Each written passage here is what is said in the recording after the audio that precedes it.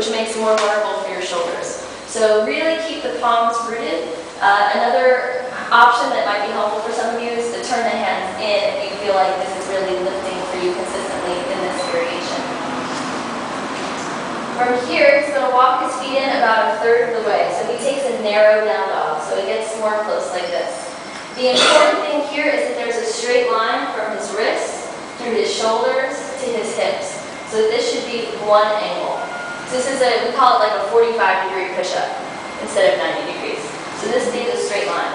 From here, he looks up between his hands, and he wants to touch his nose in between his thumbs. And then he pushes back. Yeah. This can feel really awkward when you're not used to it. It's a different range of motion than you're used to doing in your normal life. So it's really nose between the thumbs, and that drishti and that gazing point, it gives you the direction of keeping this 45 degrees. So what can tend to happen, the most common thing that tends to happen as people are learning, is that they flange.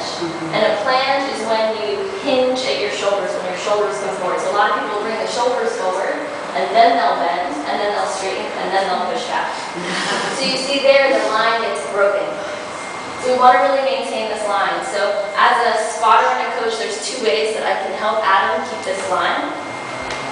One is I stand in the front, and I put my hand right against his upper back, and I'm pressing him straight back. So he thinks about keeping his heart reaching back towards his side. So I keep that as he goes. And some people need a fair amount of pressure. I'm really giving him a lot of pressure back. If it's difficult for him to find a full range of motion, and he gets to the bottom, he's just like, I can't go back up.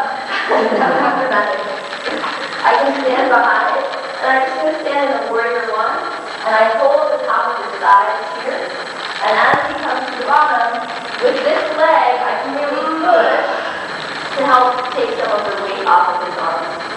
So again, I'm pushing with my front leg, and I lean back, and that helps him to find a full range of motion, even though he doesn't necessarily have the strength to do it by himself yet.